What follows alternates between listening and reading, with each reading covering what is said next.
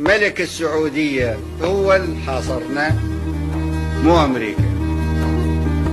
أمريكا ما تقدر تحاصرنا احنا لو جزء من حالة عربية صحية، يعني الحد الأدنى من الصحة مو صحية.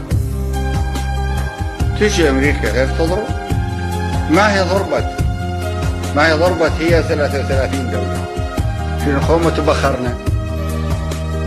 وبعدين هو ليش هو القدس ما يسوى انه واحد يتحمل ضرب ويتحمل تدمير ويحصله ويحرره من اسره؟ ما يسوى مسر الرسول؟ ما يسوى؟